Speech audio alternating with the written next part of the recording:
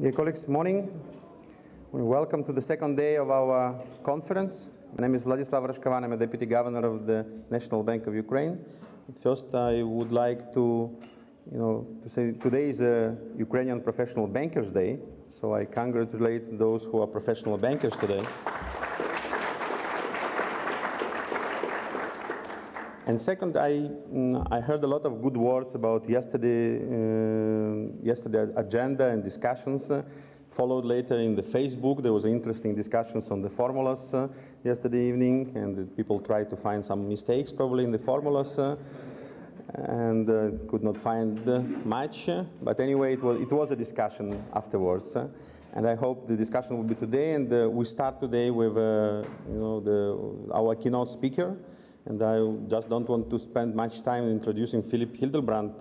Actually, we met in January on another conference in Europe, and I was impressed with both wideness of the topics we discussed, deepness of the topics, and the quality of the discussion. And for sure, I don't need to introduce. Philipp is currently vice chairman of the BlackRock, one of the biggest global investment companies, which is, I think, operating more than $4 trillion of assets.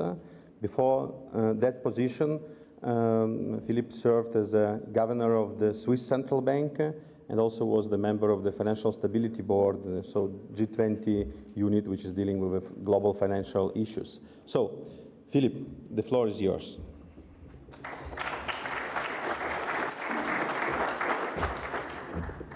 Thank you so much. You forgot your phone, or somebody forgot the phone, or is this a timekeeper for me? Thank you very much. It's a great pleasure to be here in Ukraine. It's my first visit. Governor, thank you also for the invitation.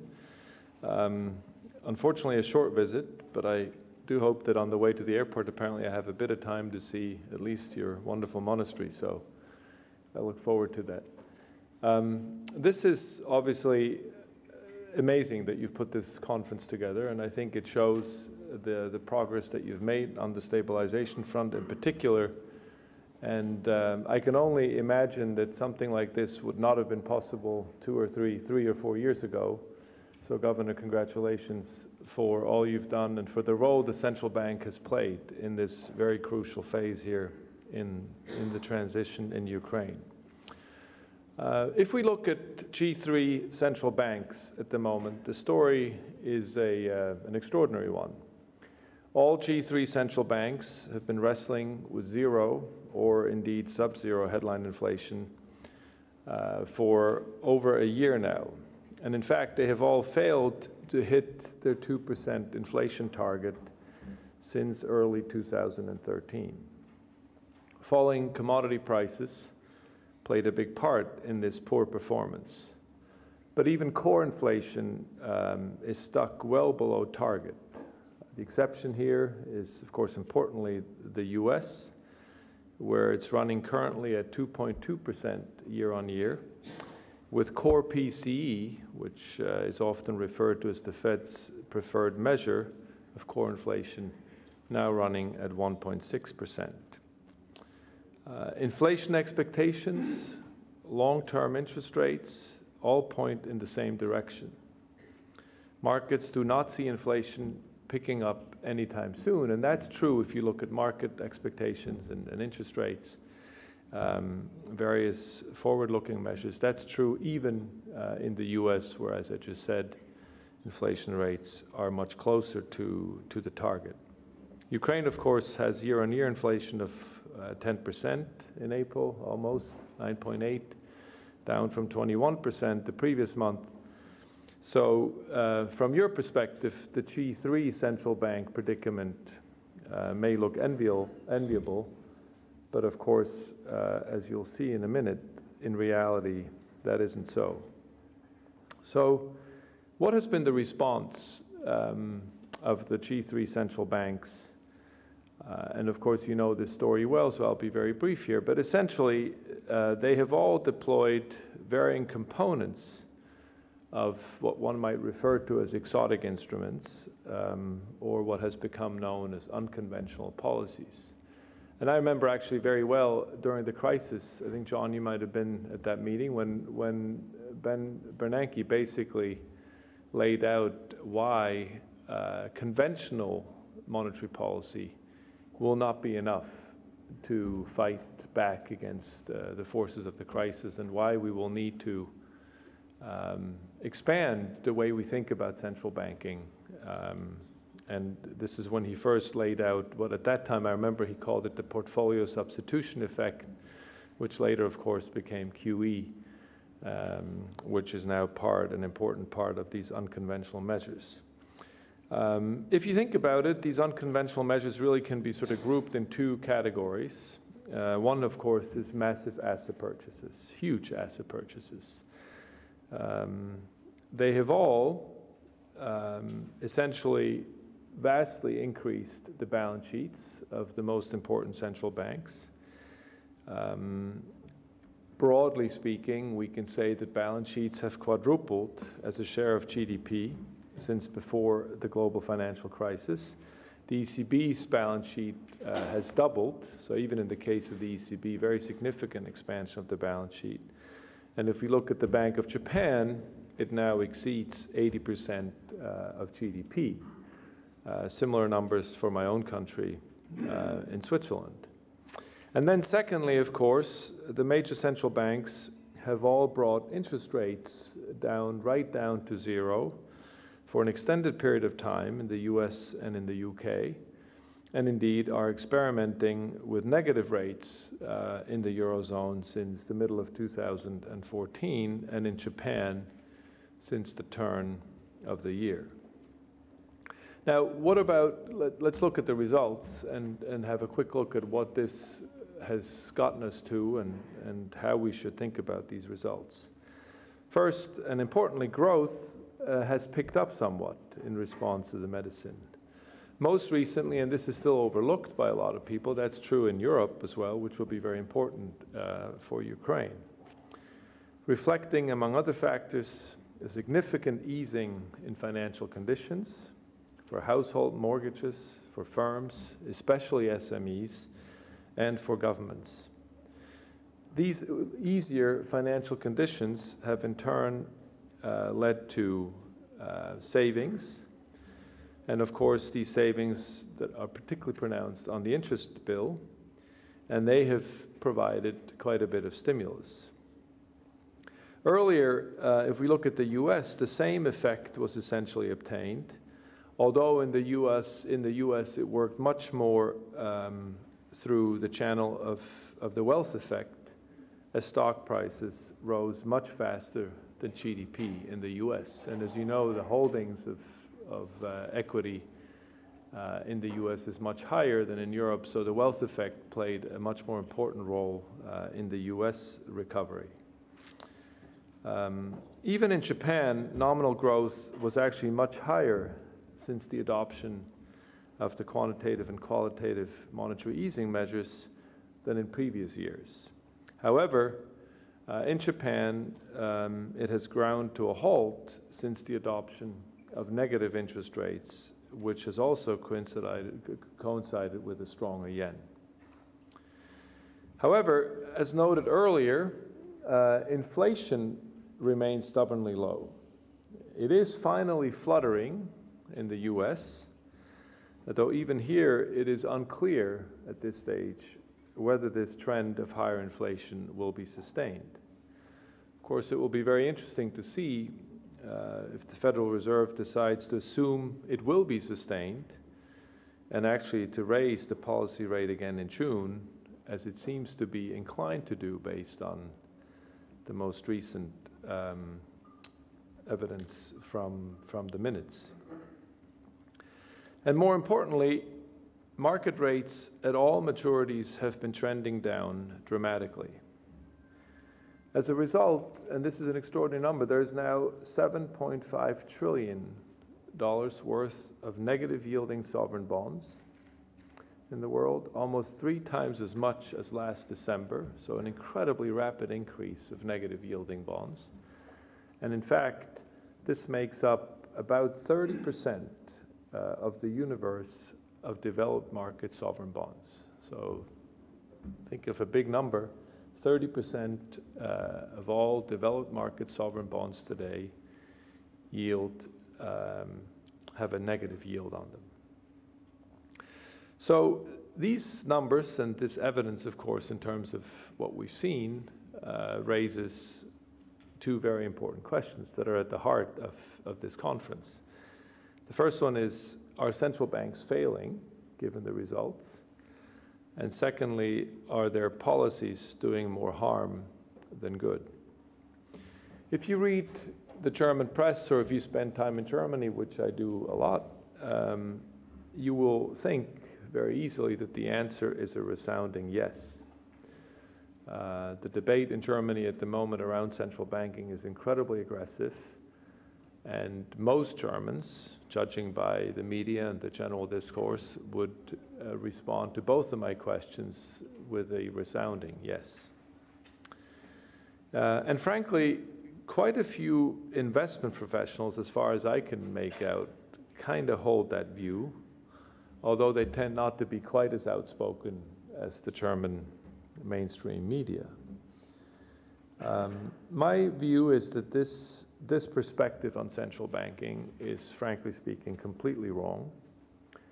And the truth is that things would have been much worse had the central banks not acted as they did, notwithstanding the results, which, as I just laid out, can be considered to be mixed.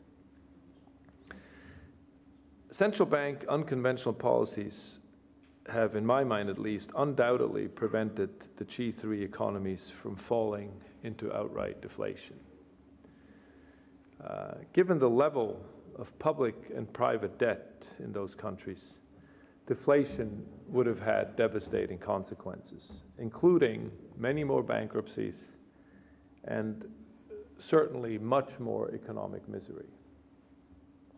There's also measurable evidence that these policies have eased financial conditions.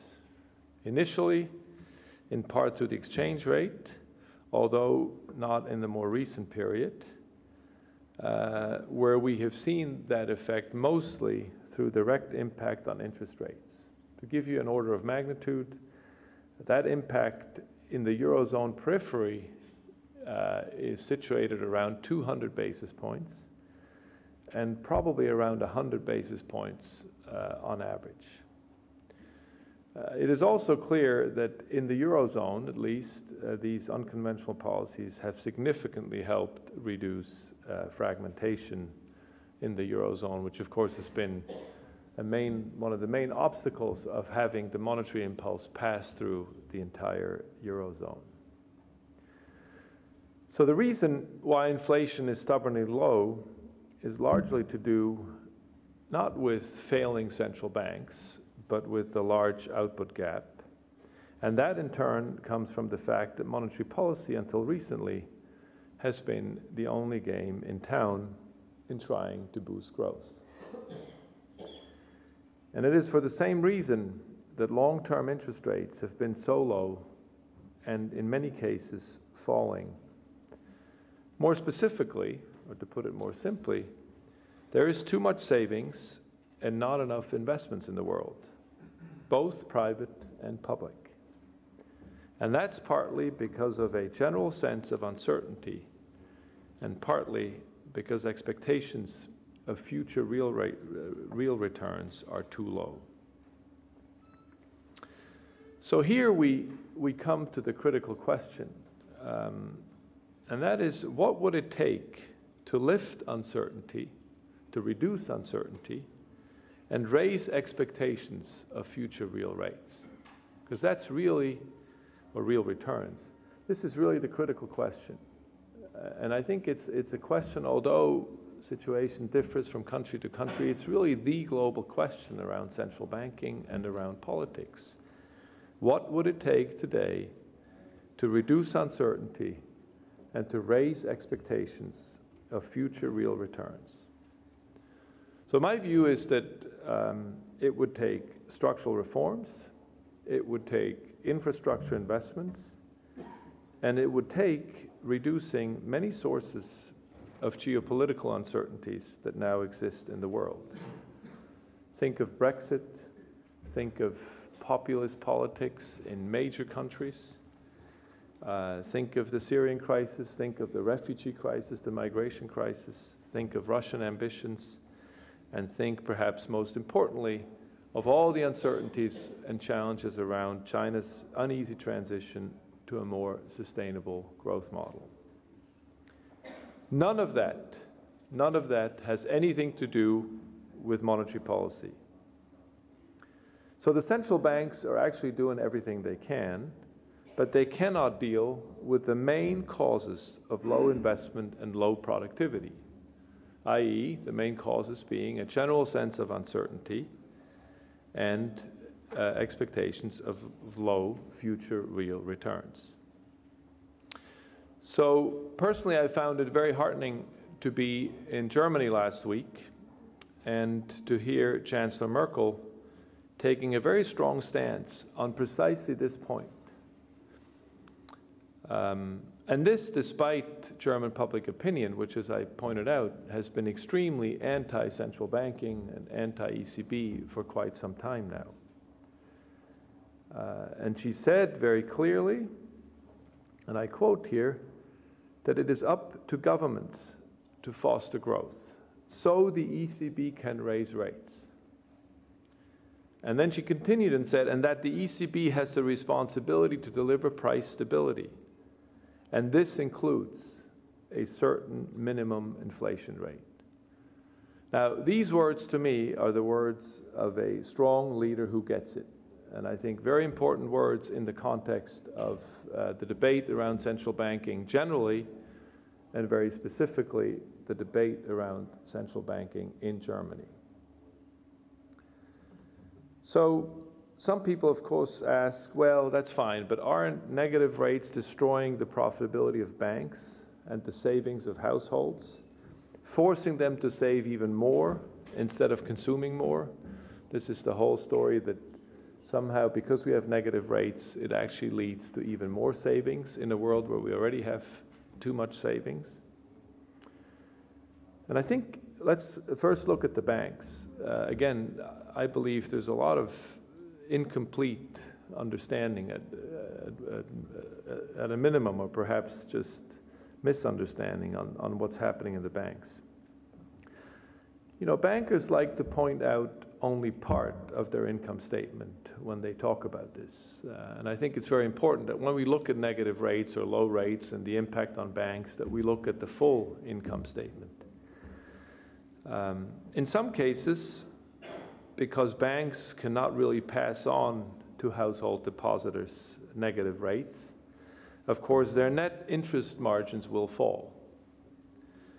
But for most banks, the loss on that, the loss on the net interest margins, can and frankly is made up for, if you look at the whole income statement, by lower funding costs, as well as, importantly, as well as capital gains on the sovereign bond holdings, which is a very big story in Europe, where banks hold a lot of sovereign bonds typically.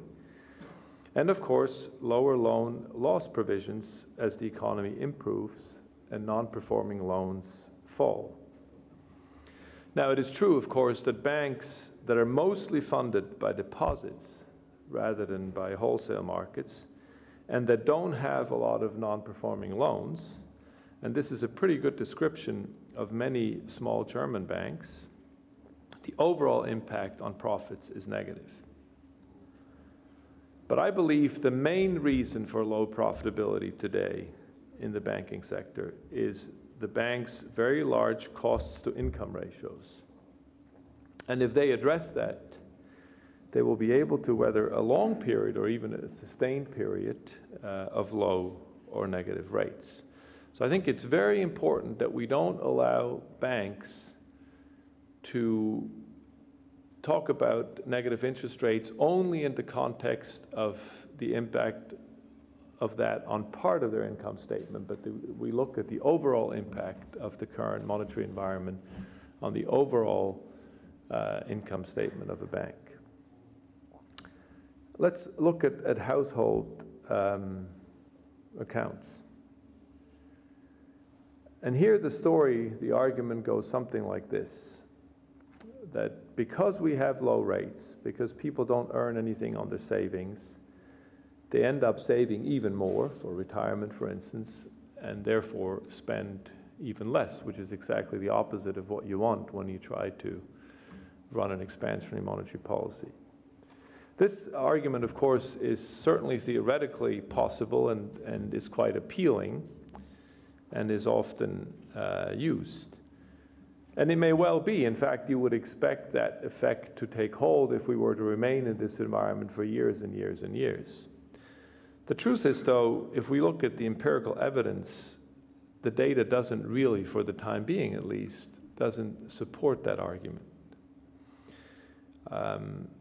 One of the things that has happened and still is, I think, largely unnoticed or partly unnoticed in Europe, and in particular in Germany, is that consumption is finally booming. So, as you know, many American Treasury secretaries for years, if not decades, have argued with the Germans and telling them you should spend more. Well, the German consumer is actually spending vigorously at the moment. In fact, the recovery, the growth dynamic at the moment coming out of Germany and coming out of much of Europe is actually very much consumption driven. So if you look at consumption in Germany in 2015, it has expanded at the fastest pace since the year 2000. And if you look at data in Germany and Netherlands, recent data, it even suggests that more households have now decided to take a little bit more risk to preserve yield rather than to save more, which of course is what you would want to see happening. I mean, the fact is Germans complain about low interest rates in their bond market, but at the same time they tend to have, at least historically, they only invested in bonds. And we're beginning to see some early data that suggests that there's a shift happening towards riskier assets in Germany and in the Netherlands.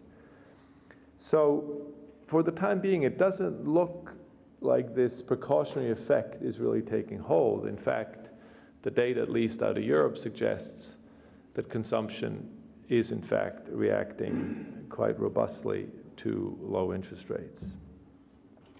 So this sort of takes us forward to the concluding question in a way, and the critical one is, where does this story end?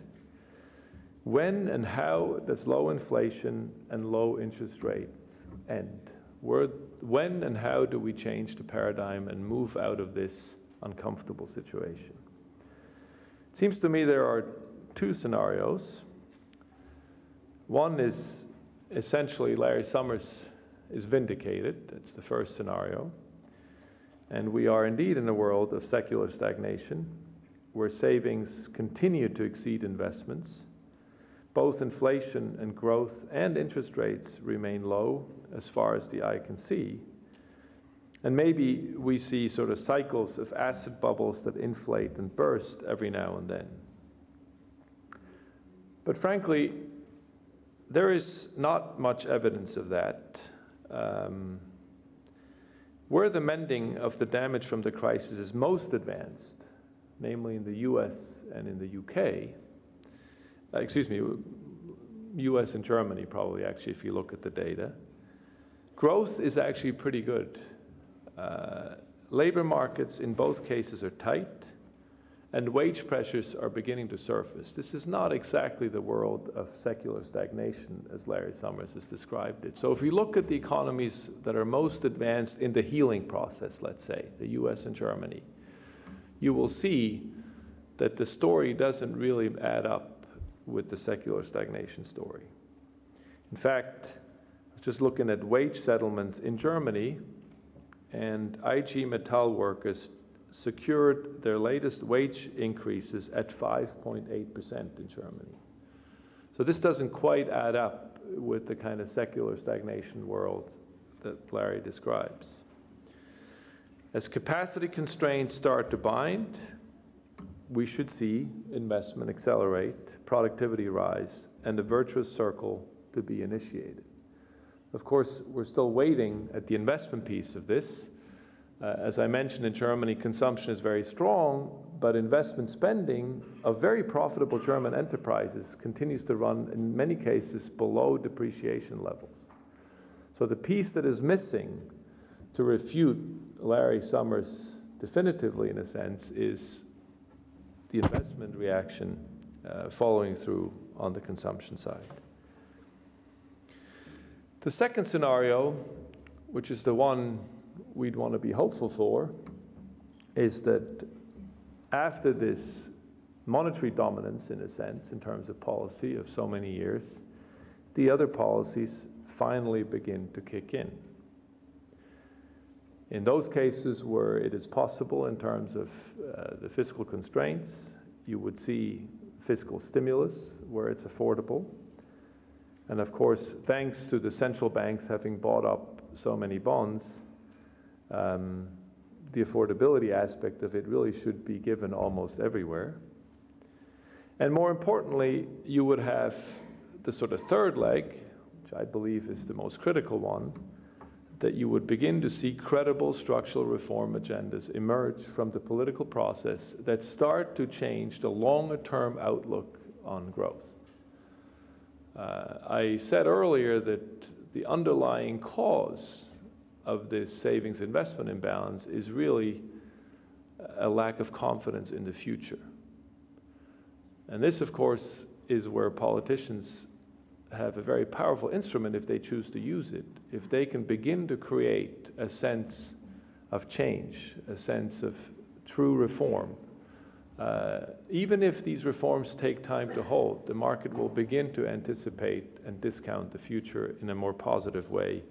You would see a reduction of uncertainties, a reduction of fears about the future, which should then start to bring in investment spending and some of the other effects that I've mentioned. I don't want to be too optimistic here, but there are a couple of encouraging signs. One of them is unfolding right now as we speak in Italy. There is a lot to do, of course, to improve resource allocation. But if you look at what the government is doing, it's trying very hard on all fronts. It's passed quite a substantial new labor code that certainly has the potential to fundamentally change the labor market in Italy, just as the same thing has happened in Spain under the IMF program. And you have a government that's trying on all fronts.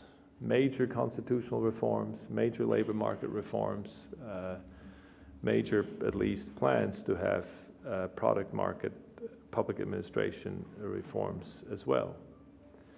A key vulnerability everywhere in Europe, of course, is the banking system, and I know this is a concern here for Ukraine as well.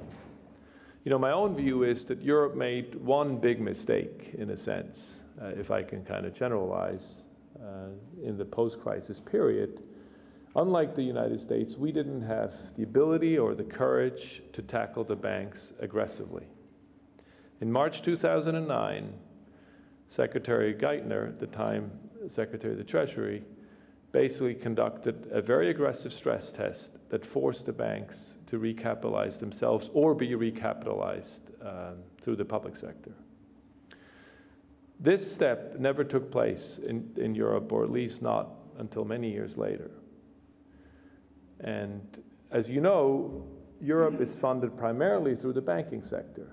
Unlike the US, where you have 2/3 of it or so is funded through capital markets, Europe's companies, particularly SMEs, are dependent on bank funding. And because we never found the political courage to tackle the weakness, the underlying weakness in the banking system through undercapitalization, of course we had a malfunctioning banking system for the entire post-crisis period until very recently, when finally the ECB took charge through the single supervisory mechanism. And even now, I believe, we're still not at the point where we can say robustly European banks are in good enough shape to really support any cyclical upswing. So this banking story remains and has been a key vulnerability, and that's certainly true in Italy as well.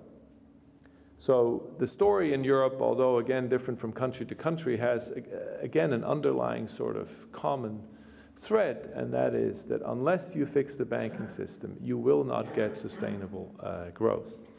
So the key, I think the strategy right now is essentially to kind of keep the banking system patched up enough so that over time you get enough growth in the system so that you have a kind of organic improvement of the bank's balance sheets by a natural sort of growing out, in a sense, of your non-performing loan problems that you still have. And that's certainly the case in Italy.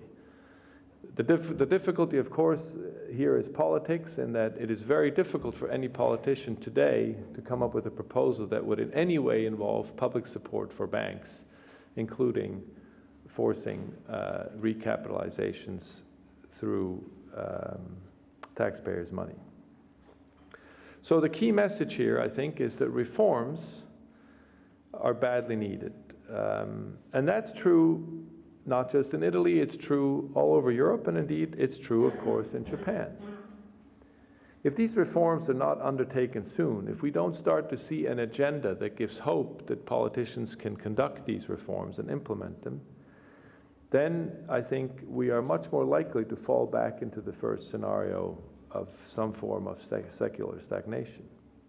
And frankly, that's a frightening prospect, because in that scenario, the popularity of populist political forces will keep rising, possibly to the point of taking over from the reform-shy governance we now have in so many countries.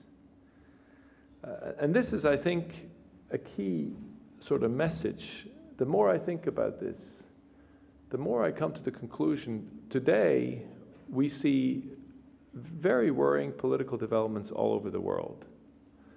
Why do we see them? We don't see them because today, if you look at the populist movements in most countries, you don't have protests because of reforms.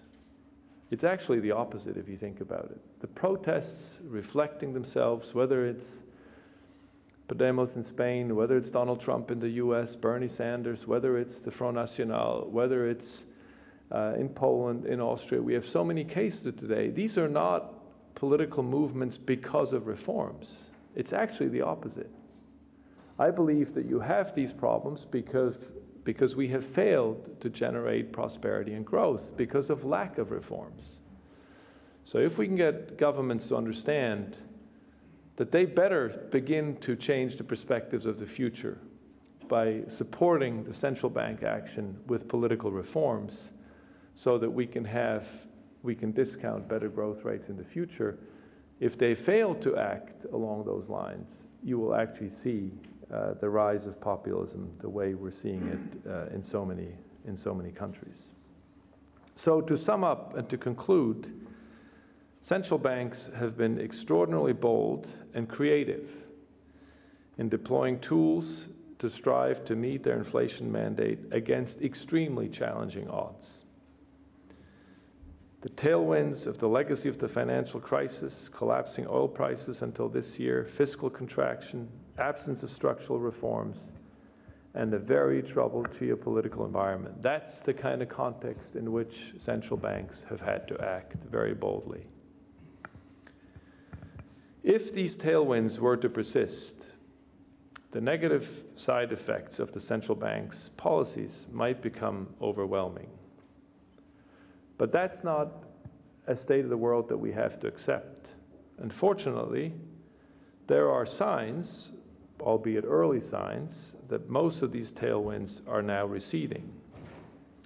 And if this is confirmed, and if politicians can create a sense of a better future by initiating appropriate reforms, normalization will soon be the new flavor of the day.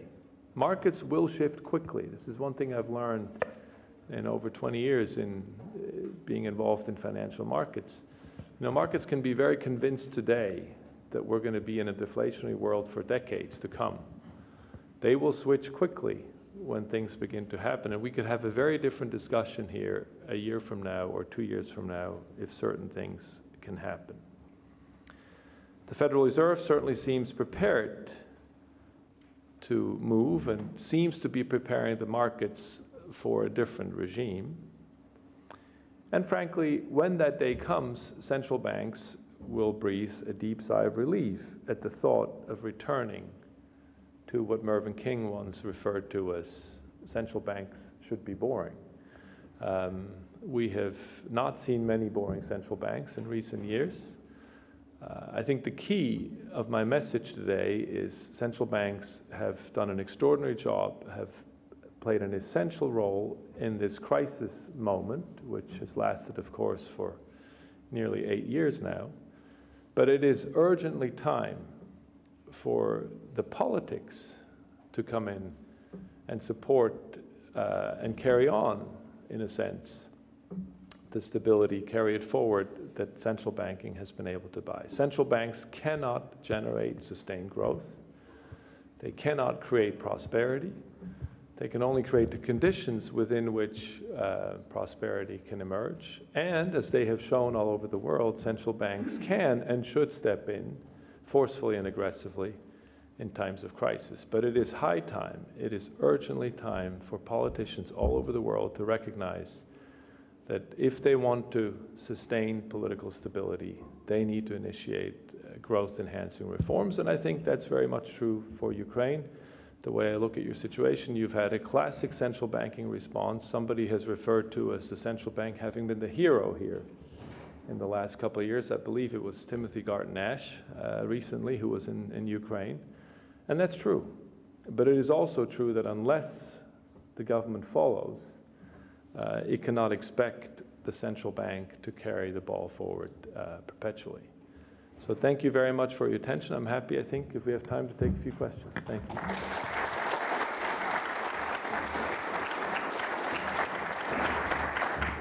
Thanks a lot, Philip.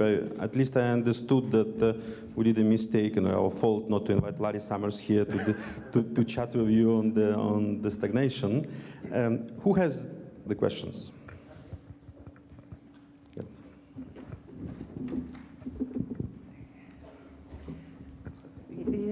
BlackRock is from investment universe. That's why for me it's very important, for example, your advice what central banks should do with their portfolio of assets, because you said that it was increased tremendously during the last few years. It means that central banks are not very good equipped for, even for workout exercises.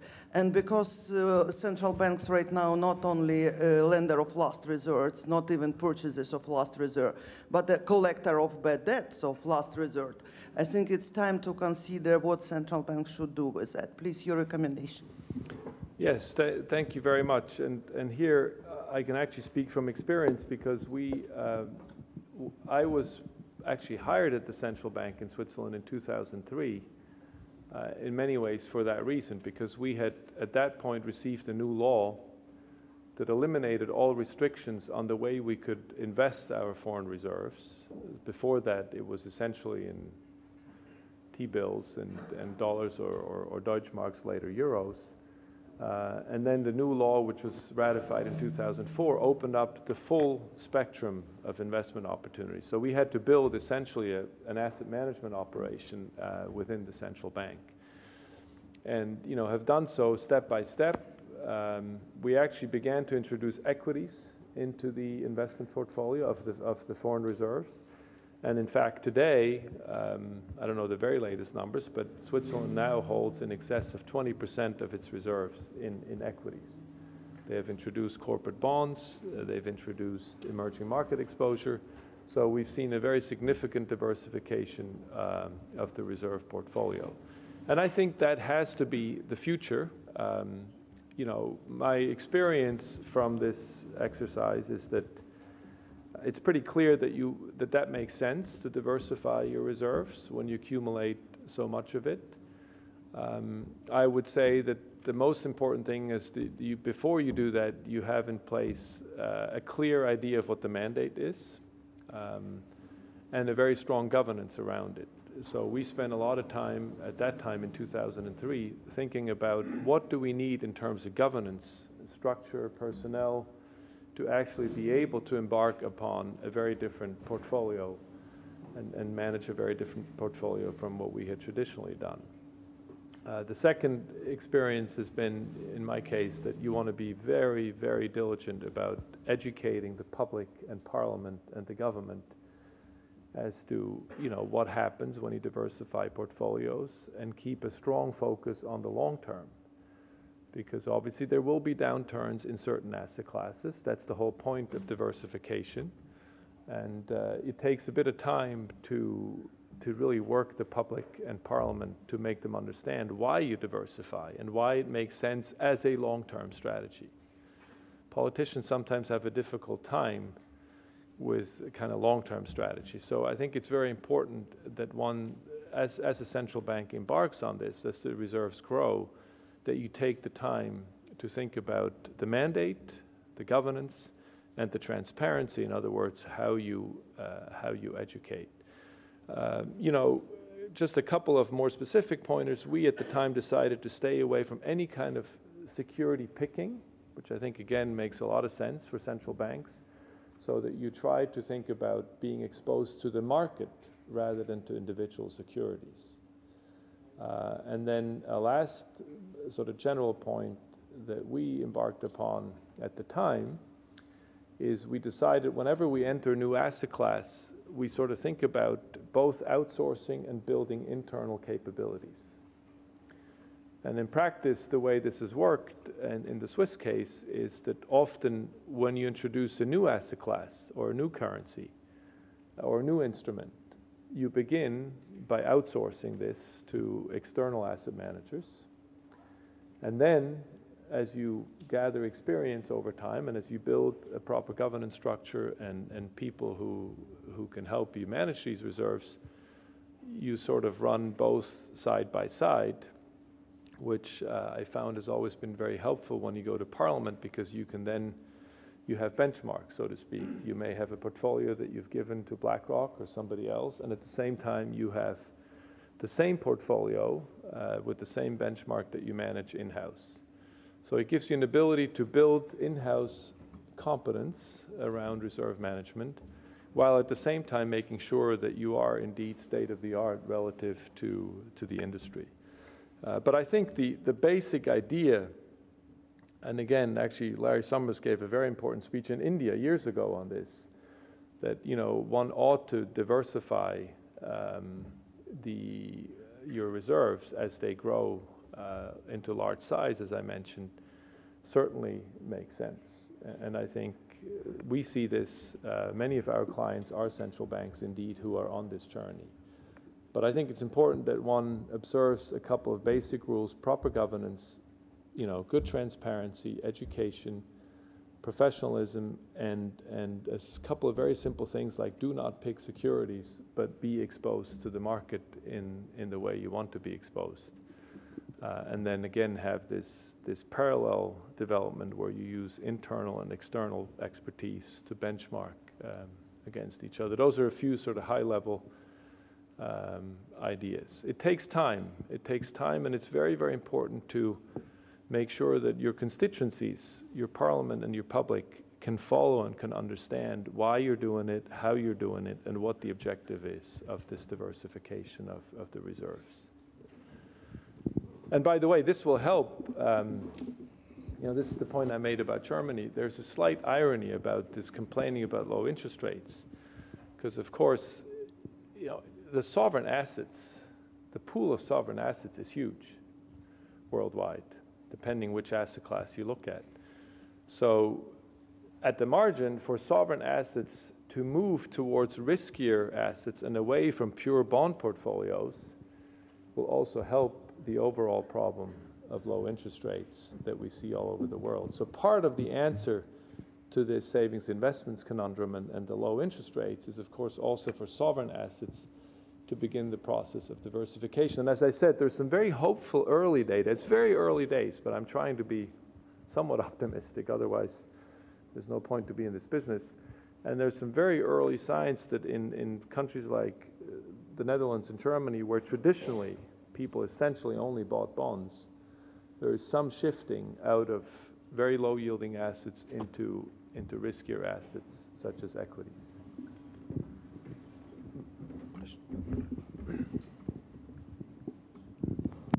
Thanks. I wanted to follow up on Germany a little bit. In an environment like this one where demand is weak, the way stabilization policy works essentially is by shifting income from high savers to low savers. And if we look at the Eurozone, the policy hegemon is a major international saver, major international creditor. So does this cause a structural problem in the Eurozone in terms of adopting a more appropriate policy mix, in your view? Well, I would say, again, the development has been a positive one in the following sense, in two ways. One, that you've had very significant convergence, not least thanks to the IMF programs, where the periphery has really converged very significantly to Germany, particularly around unit labor costs. So competitiveness, we've seen very strong convergence, which of course is an important step in sort of addressing this imbalance that you've referred to.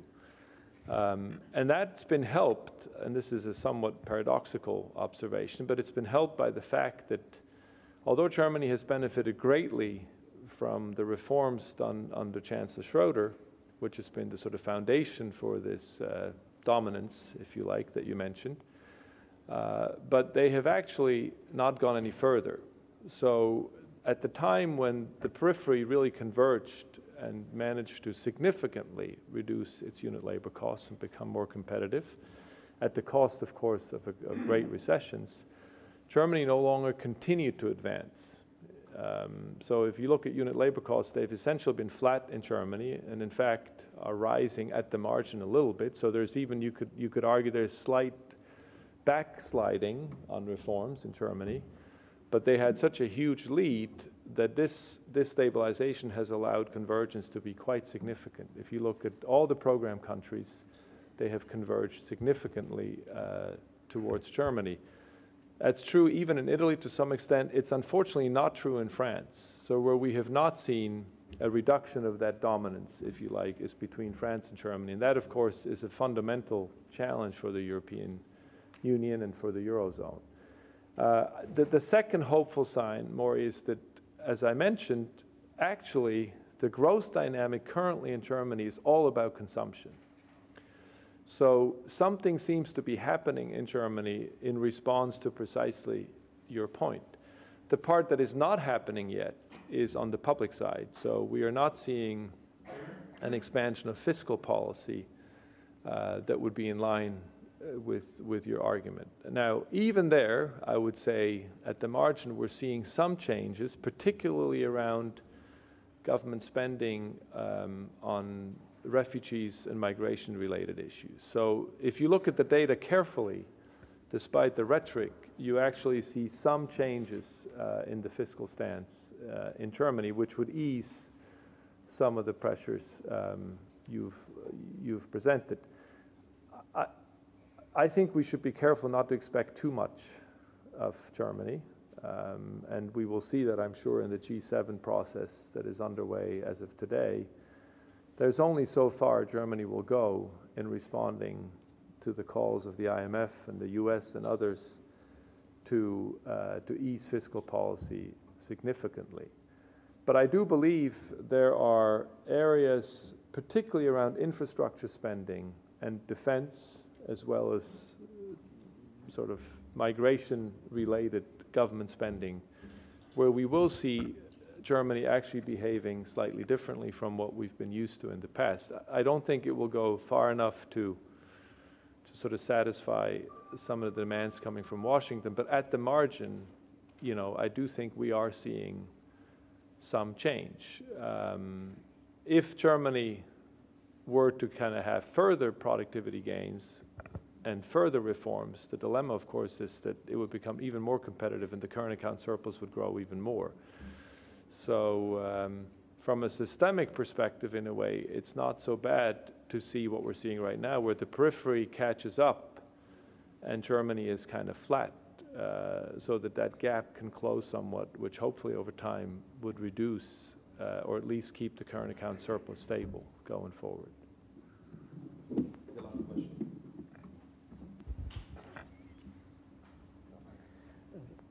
Thank you. Marek Dąbrowski, Bruegel and Case. I have a question about the role of demography in the bleak growth prospect of Europe and Japan in contrary to United States. And I think not only about impact on labor, shrinking working age population, but I start to think about that perhaps population aging may have also impact on saving behavior, on investment behavior, perhaps also on perspective of productivity growth. So what is your opinion on this? Yes, I mean, I think you're right. And that's why the longer we stay in this low rate environment, in a way, the more difficult things will get, right? Because we have large parts of Europe. France is the exception in a way, which is the one good thing France has going for itself. But we have, of course, very much an aging population, and therefore a population that requires yield. And the point that I made about the sort of precautionary savings effect, although we don't seem to be seeing it yet in the data, if we can't get out of this low interest rate environment, I think this will become a major, major problem. Now, you know, there is, in theory, the answer that they have to shift to more risky assets and more risky investments, but that's going to be a very difficult step to take for many that are used to basically being in safe assets. So I think it's essential, particularly in an aging society, it's essential to come out of this perpetual sort of low, extreme low interest rate environment in order to generate some yields. There are entire industries in Europe, if you think about the insurance sector, you know, the life insurance sector, reinsurance sector. I mean, essentially their business model cannot really sustain itself in the long term in the kind of rate environment we're in. So I would say it's precisely because we have an aging society problem that it's so important to requote Chancellor Merkel, that it's so important for politicians to implement the kinds of reforms that will allow a different outlook on future growth, that will then allow central banks to begin to normalize in line with rising long-term rates. It's very, very important to get long-term rates normalized over time. You know, the other thing I could say from a practical perspective, one of the things we certainly see with many of our clients, I think the chances of seeing a sort of uncontrolled rise in long-term interest rates is quite small, because as soon as interest rates will begin to rise, you will see a lot of institutional money basically coming back in and trying to buy bonds at a slightly higher yield. For the reasons you mentioned, you have so many pension funds that require desperately, you know, a reasonable positive yield. And so as soon as rates begin to rise, we will see, I think, significant inflows back into buying these types of instruments. So I think we will have a natural equalization process, in a sense, that should be quite conducive to an orderly rise of interest rates, as opposed to any kind of repeat of 1994, where suddenly interest rates rise in an uncontrolled way. There will be a very large stock of structural buyers, basically, of bonds as soon as yields begin to rise. And this gives me some hope that the adjustment process could be gradual, should be gradual and orderly, rather than disruptive, as we have sometimes seen it in the past.